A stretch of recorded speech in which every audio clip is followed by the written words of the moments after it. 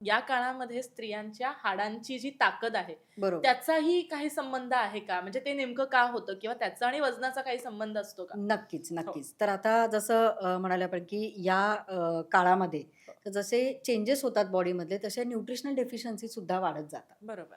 Because आपण बघतो नेहमी, की महिलांमध्ये हं. स्पेशली 35शी-40शी नंतर हाडं बोलायला लागतात. बरोबर. असा एक खूप कॉमन आपल्याकडे फ्रेज पेशंट आहे. आहे हे खरी येतो, गोष्ट आहे. की आता हाडं बोलायला सुरुवात झालेली आहे. म्हणजे आता कळतं, की अरे आपण 40शीला आलेलो आपलं आहोत. वय झालंय. आपलं वय झालंय. हां. तर ही एक बेसिक गोष्ट, की जसं प्रोटीन महत्वाचं आहे. हं. आजकाल काय केलं, की प्रोटीनला खूपच जास्त हाईप केलं. बरोबर. फक्त प्रोटीन, फक्त प्रोटीन, प्रोटीन. फक्त प्रोटीन असं नाहीये. आपल्याला हं. बाकीच्या न्यूट्रिएंट्सचीही तेवढीच गरज असते आणि हं. त्यापैकी सगळ्यात महत्त्वाचं म्हणजे कॅल्शियम. राइट. जसं आपण म्हणतो ना, की ग्रोइंग एजमध्ये लहान मुलांना कॅल्शियमची गरज असते. तसंच या या ज्या सगळ्या म्हणजे स्त्रियांच्या लाईफमधला एक पॅटर्न आहे सगळा हं. किंवा त्या जे चॅलेंजेसमधून जावं लागतं. जसं मेनार्की आहे म्हणजे पाळी सुरू होण्याचा काळ. बरं.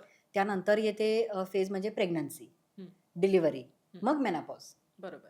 या ज्या 3 फेजेस आहेत, या सगळ्यामध्ये आपल्या बॉडीमधलं कॅल्शियम खूप कमी व्हायला लागतं. बरं. आणि menopause is the highest period की ज्यामध्ये कॅल्शियम डिफिशियन्सी ही खूप जास्त वाढते. हं. तर त्यामुळे आपण आजकाल बघतोय ना, की कॅल्शियम, व्हिटॅमिन डी आणि बी12 या डेफिशियन्सीज सगळ्यात हायेस्ट म्हणजे 10 मधल्या 8 लोकांना या डेफिशियन्सीज असतात. बरोबर.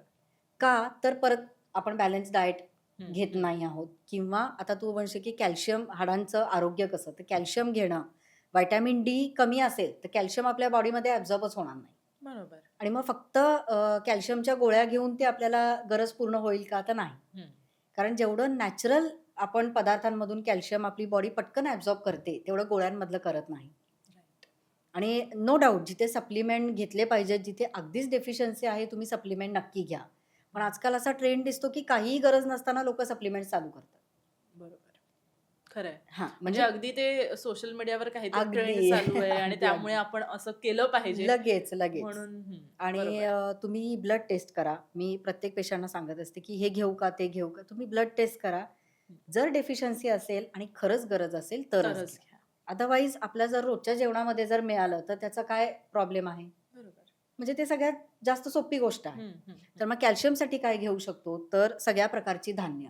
हं. स्पेशली नाचणी, बाजरी, ज्वारी ही जी आपली ट्रेडिशनल सगळी हं. धान्य आहेत. हं. पूर्वी आपण थालीपीठ, धिरडं, दीर्घ. घावन ही जे काही प्रकार होते ना सगळे टिपिकली, हं. हे आता खूप कमी-कमी होत चाललेत कारण easy to eat, ready to ready to make. Eat जे आपल्याला पाहिजे पटकन. हां. ओट्स घातला त्याच्यामध्ये दूध घातलंय, की झाला संपला हं. विषय. हं. तर त्याच्यापेक्षा मग हे जे घेऊ शकतो यामधून सगळी गरज पूर्ण केली जाते. हं.